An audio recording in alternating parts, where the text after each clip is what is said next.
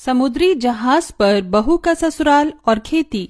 गांव का एक घर है। रात का समय है। आंगन में चटाई बिछी और पूरा परिवार गंगा देवी, रघुनाथ, सागर और नैना एक साथ बैठकर खाना खा रहे हैं। फिर क्या था बापू, सरपंच जी का पैर फिसला और सीधा गिर पड़े कीचड़ में। उन्हें देखकर सारे गांव वाले जोर जोर से हंस रहे थे। अरे चुप कर पगली, कोई सुन लेगा तो कहेगा कि रघुनाथ की छोरी सरपंच का मजाक उड़ा रही है। ले बेटा सागर, थोड़ी दाल और ले। दाल परोसते परोसते अचानक गंगा देवी बेहोश होकर गिर पड़ती हैं। माँ क्या हुआ? अरे आंखें खोलो माँ, बाबू जल्दी पानी लाओ। हे भगवान, इन्हें क्या हो गया अचानक? रघुनाथ जल्दी से पानी के छींटे मारते हैं। कुछ देर बाद गंगा देवी धीरे धीरे आंखें खोलती हैं। अरे काहे घर सिर पर उठा रखा है तुम सबने? मैं ठीक हूँ, वो बस थोड़ा सा चक्कर आ गया था। अभी हमारी जान निकल गई थी माँ।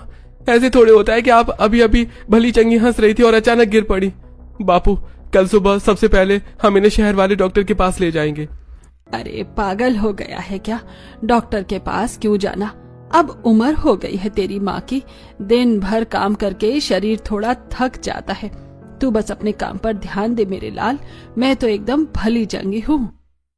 अगली शाम का समय, समंदर के बीचों बीच सागर अपनी मोटर बोट में ढेर सारा सामान लादे जा रहा है। तभी अचानक बोट का इंजन बंद हो जाता है।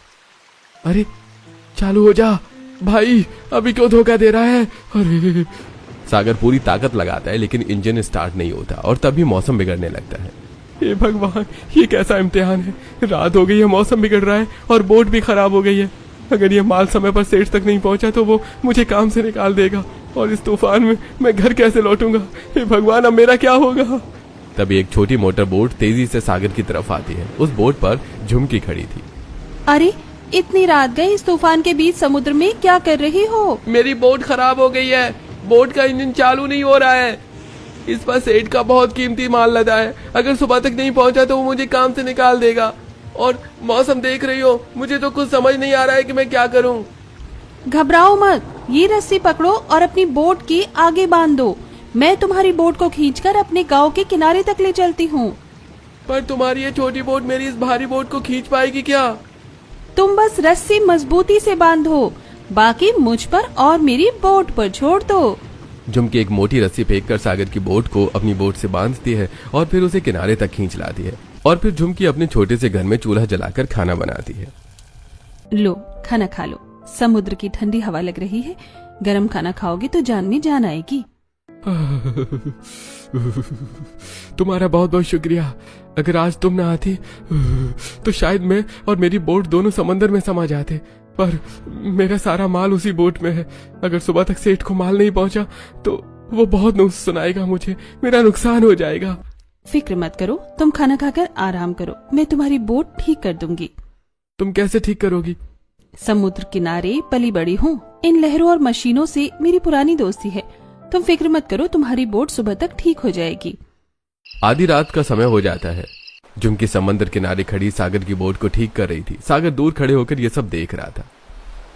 कैसी लड़की है ये, किसी अनजान की मदद के लिए पूरी रात अपनी नींद खराब कर रही है। इस टाइम शायद ही कोई ऐसा होगा जो किसी अनजान के लिए इतना कुछ कर सकता है। सागर झुमकी के पास जाता है। बहुत रात हो गई है, तुम थक गई होगी, थोड़ी देर आराम कर लो। थकावट तो तब होगी ना जब काम पूरा होगा। बस थोड़ा सा काम और बाकी है, काम खत्म करके ही मुझे सोना अच्छा लगता है। तुम बहुत अलग हो, बहुत ज्यादा अलग। अगली सुबह तक बोट झुमकी ठीक कर देती है। सुबह होते ही सागर अपनी बोट लेकर वहां से चला जाता है। कुछ समय बीत जाता है और दोपहर हो जाती है। सागर अपने घर वापस आ चुका था। पूरा परिवार आंगन में बैठा हुआ था। सागर, आज सरपंच जी की पत्नी आई थी। वो तेरी शादी की बात छेड़ रही थी और बोल रही थी कि अब तो अपने बेटे की शादी कर दो। और वैसे तो ठीक ही कह रही थी, तेरी उम्र भी हो गई है अब, और तू कहे तो मैं तेरे लिए एक अच्छी संस्कारी लड़की ढूंढ लूं जो इस घर को सही से संभाल सके। माँ, लड़की तो एक है। कल रात जब मैं समंदर में फंस गया था ना, तो उसी ने मेरी जान बचाई। रात भर जागकर मेरी बोट ठीक की और मुझे खाना भी खिलाया। ओहो, तो भैया का दिल समुद्र में किसी जलपरी पर आ गया है। अरे वाह, इस कलयुग में भी ऐसी दयालु लड़कियां हैं जो अनजानों के लिए रात भर जागती हैं। सच कहूं तो वो लड़की तो साक्षात लक्ष्मी होगी, जिसके भी घर जाएगी भाग खोल देगी। अगर माँ को वो इतनी पसंद है तो फिर देर किस बात की है, मुझे उसे एक बार फिर मिलना ही होगा। अगले दिन शाम का समय है। झुमकी समंदर किनारे खड़ी है। तभी सागर अपनी बोट लेकर वहां पहुंचता है और उसके पास आकर खड़ा हो जाता है। अरे तुम, बोट फिर से खराब हो गई है क्या? बोट तो ठीक है, पर मेरे दिल का इंजन थोड़ा सा खराब हो गया है। झुमकी, कल रात तुमने मेरी बोट नहीं मेरी जिंदगी बचाई थी। मैं एक सीधा साधा आदमी हूँ, मुझे घुमा फिरा कर बात करनी नहीं आती। मेरी माँ को एक संस्कारी बहू चाहिए और मुझे एक अच्छी पत्नी। क्या तुम मुझसे शादी करोगी? तुम ये क्या कह रहे हो? मैं एक अनाथ लड़की हूँ, मेरा इस दुनिया में कोई नहीं है, ना मेरे पास देने को कुछ है, ना कोई मेरा कन्यादान करने वाला है। मैं तुम्हारे लायक नहीं हूँ। अरे, जिसका कोई नहीं होता उसका खुदा होता है, और आज से मैं हूँ तुम्हारा अपना। मेरी माँ तुम्हें बहू नहीं बेटी बनाकर रखेंगी। बोलो, मंजूर है? हाँ, मंजूर है। समय बीत जाता है और सागर झुमकी की शादी हो जाती है। झुमकी अपनी ससुराल पहुंच चुकी थी। आज उसका गृह प्रवेश हो रहा था। अरे गंगा, तेरे तो सच में भाग खुल गए। चांद से बहू आई है तेरे अंगना में। अरे काकी, ये सिर्फ सुंदर ही नहीं है, इसके तो चर्चे पूरे गांव में है। ये वही लड़की है ना जो समुद्र में खराब से खराब बोट की मोटर को चुटकियों में ठीक कर देती है। हाँ काकी, मेरी बहू में तो सरस्वती और लक्ष्मी दोनों का वास है। मेरी तो बरसों की मुराद पूरी हो गई आज। कुछ समय बीत जाता है और झुमकी का गृह प्रवेश हो जाता है। गृह प्रवेश के बाद सारा परिवार हॉल में बैठा था और बातें कर रहा था। क्या हुआ भाभी, आप ऐसे चुप चुप क्यों हो? हमारी कोई बात बुरी लगी क्या? अरे नहीं नैना, मुझे तो आज तक किसी ने इतनी प्यार से डांटा भी नहीं। मैं तो बचपन से अनाथ रही हूँ और आज इतने सारे लोगों को अपना परिवार बुलाने में मुझे यकीन ही नहीं हो रहा है कि ये सब सच है। पगली, अनाथ कैसे है तू? आज से ये तेरा ही घर है। और सुन ले, तो इस घर की बहू बाद में है, मेरी सबसे बड़ी बेटी पहले है। आज के बाद कभी अपनी आंखों में आंसू मत लाना, वरना ये माँ बहुत डांटेगी तुझे। अगली सुबह झुमकी सबसे जल्दी उठती है, घर का सारा काम करने लगती है। तभी गंगा देवी उठती है और उसे देखकर हैरान रह जाती हैं। अरे बिटिया, तू इतनी सुबह उठ गई, मुझे उठा लेती ना, मैं तेरी मदद कर देती। पहली रसोई है, अकेले इतना काम कैसे करेगी तू? झुमकी उठती है और अपनी सास के पैर छूकर आशीर्वाद लेती है। माँ जी, आप बैठिए। आपने उम्र भर घर रसोई संभाली है, अब आराम करें। जब तक मैं हूँ, आपको सुबह उठकर काम करने की जरूरत नहीं है, मैं सब संभाल लूंगी। कुछ समय बीत जाता है और झुमकी सबके लिए खाना बनाकर तैयार करती है और फिर सभी को परोसती है। वाह, मजा आ गया। माँ, आज तक तो मुझे लगता था कि आपके हाथ का खाना ही दुनिया में सबसे बढ़िया है, पर झुमकी ने तो कमाल ही कर दिया। अरे, तो पहली रसोई का नेक भी तो देना पड़ेगा ना। ये लो बिटिया, मेरी तरफ से तुम्हारा शगुन। सभी घर वाले झुमकी को शगुन देते हैं और कुछ समय बीत जाता है और दोपहर हो जाती है। दोपहर को झुमकी की मुंह दिखाई की रस्में चल रही थी। अरे गंगा बहू तो एकदम गुलाब के फूल जैसी है, और सुना है काम में भी बड़ी होशियार है। तू तो सच में किस्मत वाली निकली। अरे किस्मत तो मेरी बहू की भी अच्छी है, जो उसे मेरे जैसा परिवार मिला है ना झुमकी? बिल्कुल माँ जी, मेरी तो पूरी दुनिया ही आप लोग हो। ऐसी कुछ समय बीत जाता है। शाम का समय था। सारा परिवार आंगन में बैठकर हंसी मजाक कर रहा था। भैया, आप भी ना, मतलब कुछ भी बोलते हो। माँ देखो ना भैया को। अरे ये तो बचपन से ही ऐसा। तभी अचानक गंगा देवी जमीन पर गिर जाती है और बेहोश हो जाती है। माँ जी, आंखें खोलिए। बापू, जल्दी चलो, इन्हें पास वाले डॉक्टर के पास लेकर चलते हैं। सभी घर वाले गंगा देवी को जल्दी से डॉक्टर के पास लेकर जाते हैं। डॉक्टर थोड़ी देर तक गंगा देवी का चेकअप करता है और फिर बाहर आता है। देखिए सागर, मेरी बात ध्यान से सुनिए। मुझे कुछ समझ में नहीं आ रहा है। तुम बिना देरी करे इन्हें शहर के किसी बड़े अस्पताल में ले जाओ। मामला कुछ सीरियस लग रहा है। पूरा परिवार जल्दी से गंगा देवी को शहर के बड़े डॉक्टर के पास ले जाता है।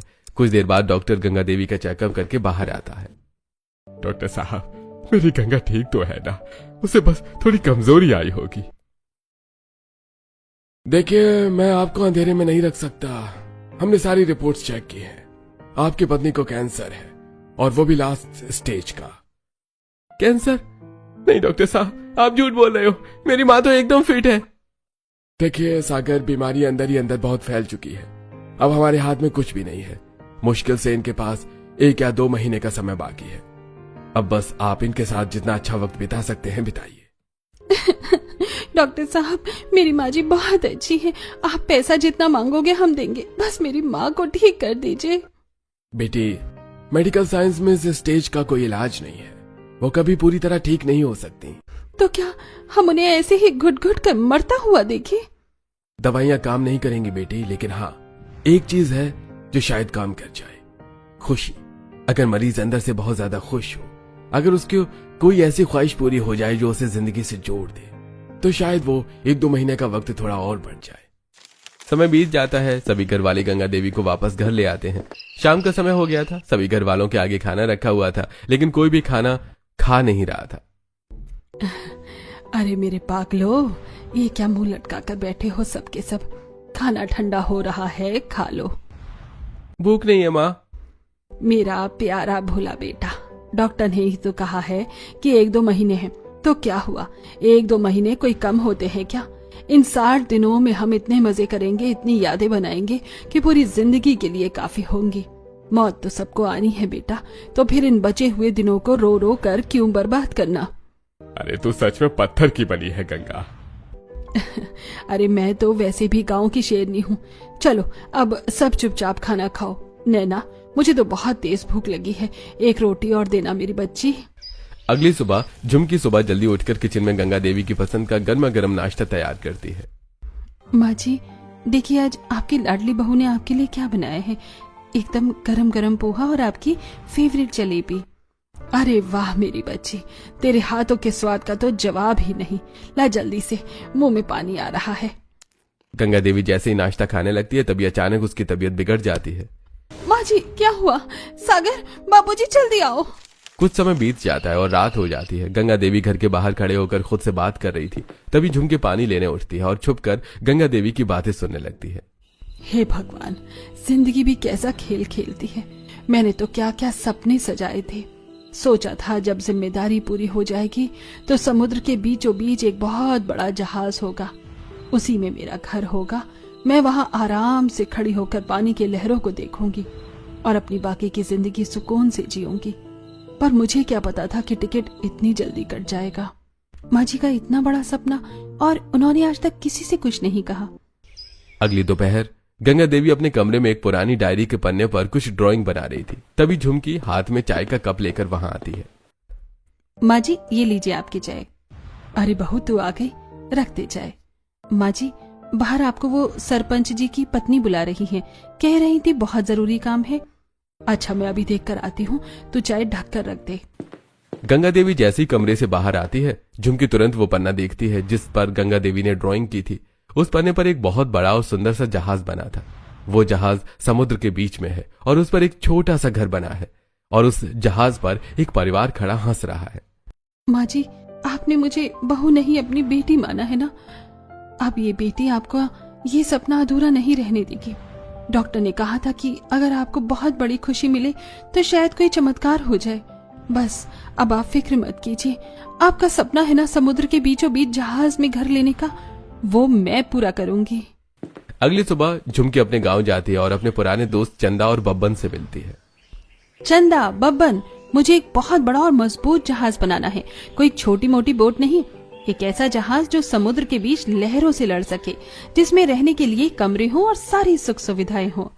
अरे ओ झुमकी रानी, तेरा दिमाग तो ठीक है ना? टाइटैनिक बनाना है क्या तुझे? ये संभव नहीं है। हम ठहरे गरीब मछुआरे, इतना बड़ा जहाज हम 3 लोग कैसे बनाएंगे? बकवास बंद कर बब्बन, ये झुमकी है जो ठान ले करके दिखाती है। पर झुमकी, बात इसकी सही है, मेहनत बहुत लगेगी, हम दिन रात लगेंगे, पर क्या ये हो पाएगा? होना पड़ेगा चंदा, ये किसी व्यापार के लिए नहीं, मेरी माँ जी की जिंदगी का सवाल है। हम तीनों मिलकर अपने हाथों से वो जहाज बनाएंगे। बस मुझे तुम दोनों का साथ चाहिए। बोलो, दोगे साथ? अरे अब तूने माँ जी का नाम ले लिया तो ये बब्बन पीछे कैसे हटेगा? जान लगा देंगे हम। पर देख झुमकी, मेहनत तो हम कर लेंगे, लेकिन जहाज बनाने के लिए बड़ी बड़ी मोटर चाहिए होंगी, वेल्डिंग का सामान, जनरेटर, इन सब में तो बहुत पैसा लगेगा। वो रोकड़ा हम कहाँ से लाएंगे? हमारे पास तो फूटी कौड़ी नहीं है। हाँ झुमकी, बब्बन सही कह रहा है। पैसे की फिक्र तुम लोग मत करो, वो मेरे ऊपर छोड़ दो। जहाज के लिए जितना भी पैसा लगेगा वो मैं कमाऊंगी, तुम बस काम शुरू करने की तैयारी करो। झुमकी जल्दी से गांव के किराने वाले के पास पहुंचती है। लाला जी, मुझे काम की बहुत सख्त जरूरत है। मैं सुबह से लेकर रात तक आपकी दुकान का सारा माल चढ़ाने उतारने का काम करूंगी। बस मुझे अच्छे पैसे चाहिए। लाला जी मान जाते हैं। झुमकी दिन भर चिलचिलाती धूप में बोरे उठाती है और शाम को जो पैसे मिलते हैं उन्हें लेकर वो मार्केट जाती है और वहां से जनरेटर और मोटर के पार्ट्स खरीदती है और फिर थोड़ी देर तक जहाज का काम करके थक कर वो अपने घर पहुंचती है। इतनी रात गए कहाँ से आ रही है बहू? और ये तेरी हालत कैसी हो रही है? सुबह की गई है तू, इस वक्त लौट रही है। वो माँ जी, मैं तो वो बस गांव वाली बड़ी मंदिर में गई थी। वहाँ भजन कीर्तन चल रहा था ना, तो पंडित जी ने रुकने को कह दिया। आपके लिए ही मन्नत मांग रही थी। मन्नत मांगने के लिए क्या रात के 11 बजे तक रुकना जरूरी है? अब जा, हाथ मुंह धो, खाना खा और सो जा। झुमकी चुपचाप अपने कमरे में जाती है, खाना खाती है और सो जाती है। अगली सुबह झुमकी फिर से अपने गांव पहुंचती है। समंदर किनारे पहले से ही बब्बन और चंदा जहाज के काम में लगे हुए थे। आ गई हमारी महारानी।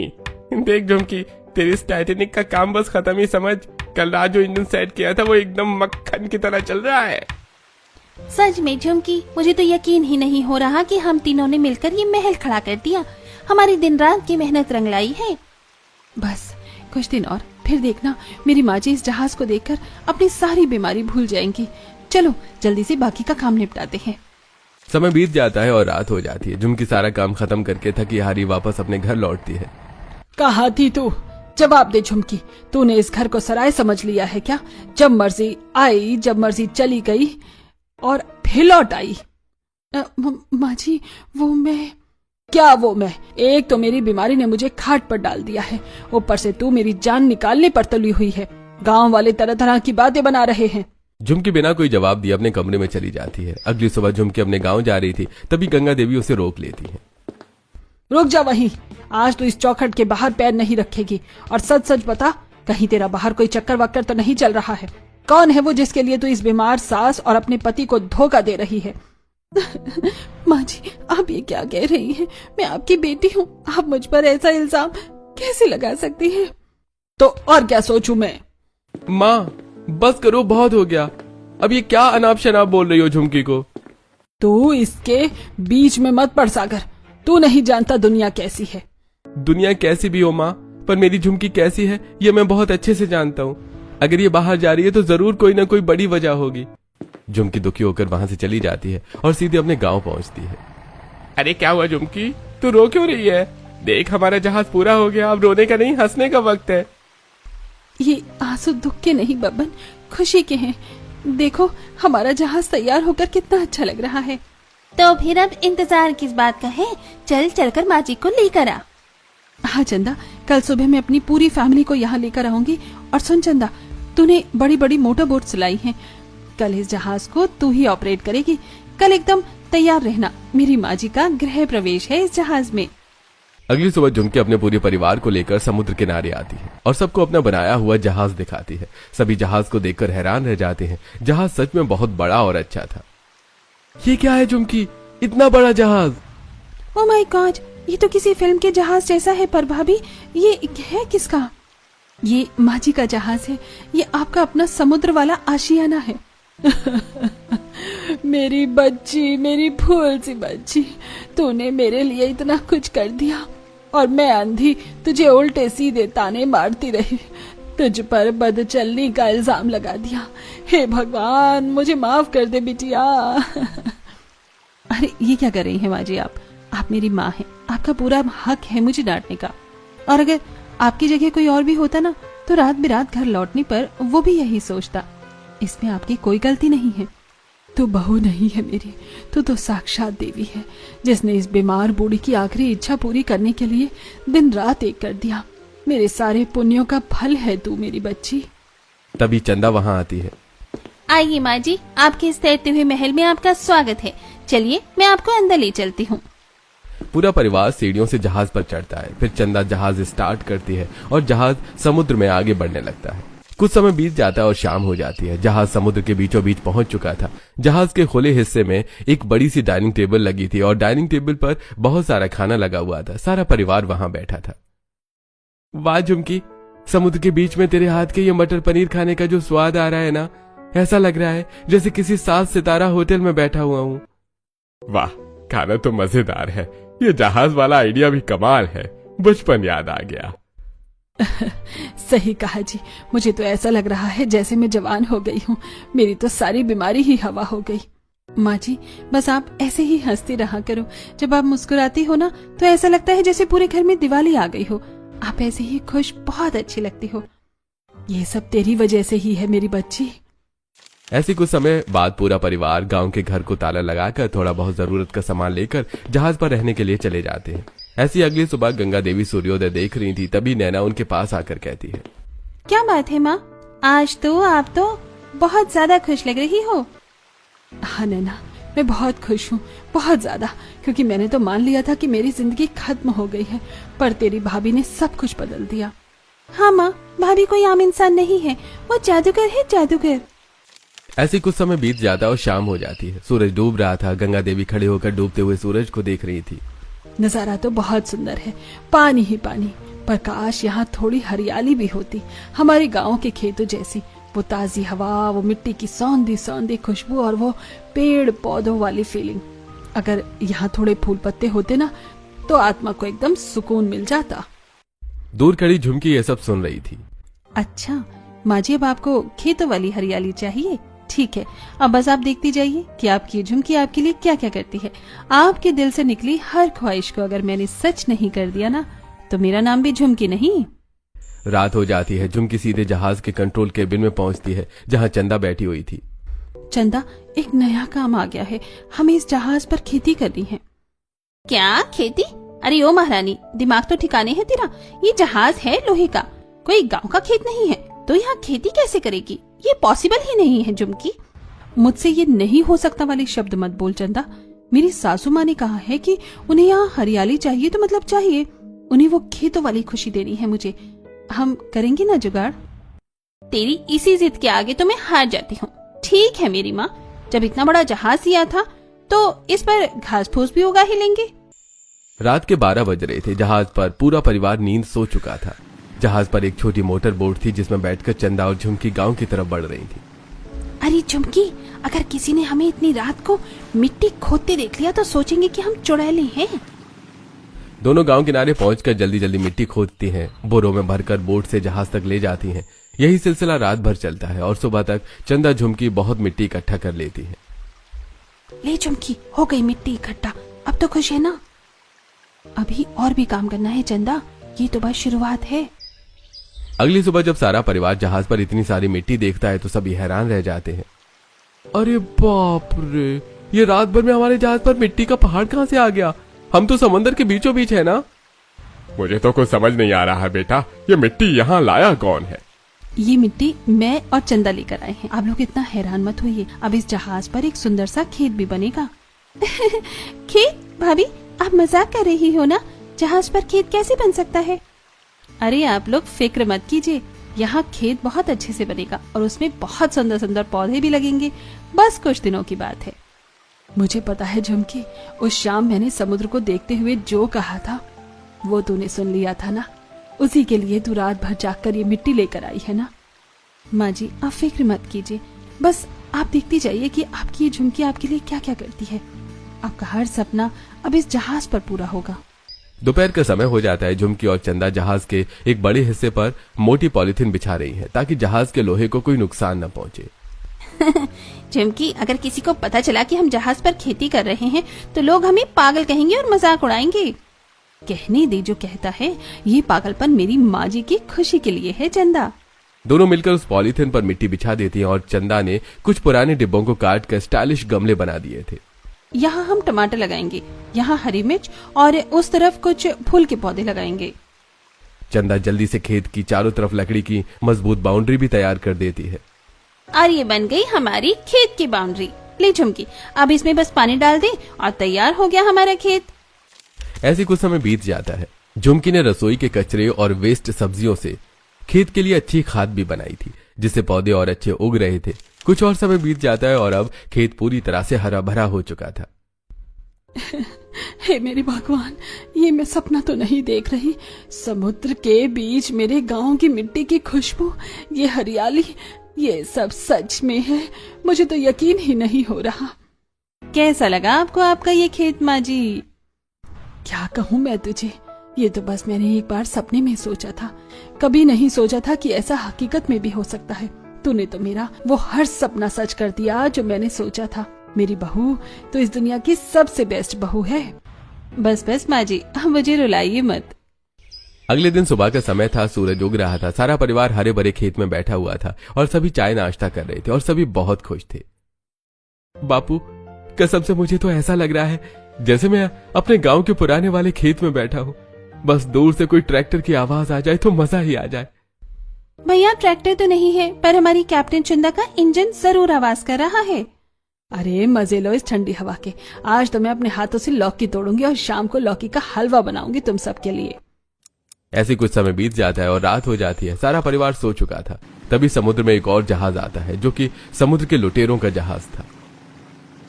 ए सरदार जी, उधर देखो, उस जहाज पर तो सारा पूरा बगीचा लगा हुआ है। पक्का अंदर कोई बहुत बड़ा स्टेट है, पार्टी है। आज तो मोटा माल हाथ लगेगा। अरे तो देर किस बात की है, डालो रस्सियां, लूट लो सब कुछ। सभी लुटेरे जल्दी से रस्सियों के सहारे जहाज पर पहुंच जाते हैं। उठ जाओ सबके साथ, जो भी माल पानी है चुपचाप निकाल कर बाहर रख दो, वरना आज कोई जिंदा नहीं बचेगा। चोर सुनकर सभी घर वाले जाग जाते हैं और जल्दी से बाहर निकलते हैं। कौन हो तुम लोग और हमारे जहाज पर कैसे हैं? खबरदार जो मेरे बच्चों को हाथ भी लगाया। अरे ओ बढ़िया, तू बड़ी झांसी की रानी बन रही है। ये जो हाथ में सोने की चूड़ियां पहनी है ना, जल्दी से निकाल कर दे दे, वरना यही तेरा काम तमाम कर दूंगा। झुमकी और चंदा कंट्रोल केबिन के पास खड़ी होकर ये सब देख रही थी। फिर झुमकी और चंदा जल्दी से लुटेरों के सामने आती हैं। बाप रे बाप, बचाओ, शार्क, बहुत बड़ी शार्क आ गई जहाज पर, पीछे देखो, शार्क। शार्क का नाम सुनते ही सारे लुटेरे घबराकर एकदम से पीछे समंदर की तरफ पलटकर देखने लगते हैं। इसी हड़बड़ी का फायदा उठाकर चंपा चुपचाप एक बड़ा सा इंजन ऑयल का डिब्बा लाती है और फर्श पर पूरा तेल फैला देती है। अबे कहाँ है शार्क? मुझे तो कुछ नहीं दिख रही है। समुद्र में नहीं, शार्क तेरे पीछे खड़ी है कमीने। जैसे सभी लुटेरे पीछे मुड़ते हैं और आगे बढ़ते हैं, वैसे ही वो सभी तेल पर फिसल जाते हैं और बुरी तरह से गिर जाते हैं। हाय हाय मेरी कमाल है, अबे ये तेल कहाँ से आ गया? तेरी हिम्मत कैसे हुई मेरी माँ जी को हाथ लगाने की? तूने मेरी माँ जी को डराया। सोने की चूड़ियां चाहिए तुझे? अब मैं देती हूँ तुझे चूड़ियां। झुमकी जल्दी से एक डंडा उठाती है और सभी लुटेरों को पीटना शुरू कर देती है। सभी लुटेरे जोर जोर से चिल्ला रहे थे। अरे बाप रे, अरे बचाओ इस चुड़ैल से, अरे सरदार भागो यहाँ से, ये तो हमें जान से मार देंगी। भागोगे कैसे? आज तो इन सब की अच्छे से खातिरदारी होगी। झुमकी और चंदा मिलकर उन लुटेरों को डंडे से पीट पीट कर अधमरा कर देती हैं और फिर उन्हें रस्सियों से बांध देती हैं। मैंने पुलिस को फोन कर दिया है, अभी पुलिस आती ही होगी, फिर पुलिस भी तुम्हारी खातिरदारी करेगी। तभी अचानक गंगा देवी बेहोश होकर गिर जाती हैं। माँ जी आंखें खोलिए माँ जी। सागर जल्दी बोट निकालो, माँ जी को अस्पताल ले जाना होगा। पूरा परिवार जल्दी से गंगा देवी को बोट से हॉस्पिटल ले जाता है। हॉस्पिटल पहुंचकर डॉक्टर जल्दी से गंगा देवी का इलाज शुरू करते हैं और कुछ समय बाद बाहर आते हैं। अरे डॉक्टर साहब, गंगा कैसी है? वो ठीक तो है ना? उसे कुछ हुआ तो नहीं ना? रोइए मत, मैं सीरियस इसलिए हूँ क्योंकि मुझे यकीन ही नहीं हो रहा है कि ये कैसे पॉसिबल है। मैंने अपने पूरे करियर में ऐसा केस नहीं देखा। डॉक्टर साहब पहेलियां मत बुझाइए, मेरी सासू माँ ठीक तो है ना? कुछ हुआ तो नहीं उन्हें? वह बिल्कुल ठीक है और सबसे बड़ी हैरानी की बात यह है कि उनके शरीर से कैंसर के लक्षण अपने आप कम हो रहे हैं। उनकी बीमारी बहुत तेजी से रिकवर हो रही है। मुझे नहीं पता ये कैसे हुआ, पर सच कहूं तो ये किसी मैजिक से कम नहीं है। डॉक्टर की बात सुनकर पूरा परिवार खुश हो जाता है। चमत्कार, मतलब मेरी माँ अब मुझे छोड़कर नहीं जाएगी, वो हमारे साथ रहेगी। हाँ सागर, और ये चमत्कार किसी दवा से नहीं बल्कि सच्ची खुशी ने किया है। पिछले कुछ दिनों से मैं इन्हें जो सुकून, प्यार और खुशी मिली है, उसने उनके शरीर में बीमारी से लड़ने की ताकत पैदा कर दी है। आप लोगों ने जो भी किया है उसने उनकी जिंदगी बढ़ा दी है। तेरा लाख लाख शुक्र है मेरे भगवान, मेरी माँ जी को मुझसे दूर नहीं किया तूने। कुछ दिनों बाद गंगा देवी को हॉस्पिटल से छुट्टी मिल गई थी। फिर पूरा परिवार एक साथ जहाज पर वापस लौट आता है। लुटेरों ने जहाज को तोड़ फोड़ दिया था, लेकिन झुमकी और चंदा ने सब कुछ ठीक कर दिया था और उन्होंने जहाज को पहले से और ज्यादा सुंदर बना दिया था और जहाज पर पहले से ज्यादा हरियाली भी हो गई थी। अरे ये सब इतनी जल्दी कैसे ठीक कर दिया तुम दोनों ने? ये तो पहले से भी ज्यादा सुंदर लग रहा है। अरे माँ जी, आपकी बहू है ना, ये 24 घंटे बिजली की तरह दौड़ती है। मुझे भी चैन से सोने नहीं दिया। कहा मेरी माँ जी के आने से पहले उनका जहाज एकदम चकाचक होना चाहिए। कुछ समय बीत जाता है और शाम हो जाती है। सूरज डूब रहा था। सारा परिवार हरे भरे खेतों के बीच में बैठा हुआ था और सभी चाय पी रहे थे और सभी साथ में बात कर रहे थे। भाभी मान गए आपके इस दिमाग को। समुद्र के बीच जहाज पर खेत तो लगा दिया आपने। अब मैं सोच रही हूँ कि एक गाय भी लाकर यहीं बांध लेते हैं, फिर तो अपना पूरा का पूरा गांव ही समुद्र में तैरने लगेगा। अरे नैना, गाय का तो पता नहीं, पर भाभी से बचकर रहना। ये झुमकी है, इसके साथ रही ना तो बादलों पर भी हल चलवा देगी। मैंने तो जहाज का कप्तान बनने का सोचा था, पर इसने मुझे समुद्र का किसान बना दिया। लोग कहते हैं बेटियां घर को स्वर्ग बनाती हैं, पर मैं कहती हूँ हर घर में तेरी जैसी बहू हो तो कोई सास बुढ़ापे में न रोए। तूने मेरी खातिर नींद छोड़ी, ताने सहे, मेरी डांट भी, पर कभी किसी से कुछ नहीं कहा। बस दिन रात मेरा सपना पूरा करती रही। सच में तेरी जैसी बहू इस दुनिया में कोई नहीं है। बापूजी, माँ जी, आप लोग मुझे रुलाने का कोई मौका नहीं छोड़ते ना। सच कहूँ तो ये जहाज, खेत, समुद्र सब फीके हैं। असली दौलत माँ बाप का प्यार है जो मुझे कभी नहीं मिला, पर आप लोगों ने मुझे इतना प्यार दिया। माँ बाप बच्चों के सपने पूरे करते हैं, पर कम ही बच्चे उनके सपने पूरे करते हैं, और ये मौका मुझे मिला। बस आप दोनों की ये मुस्कान ही मेरी जन्नत है। आपका आशीर्वाद ही मेरी असली खुशी है।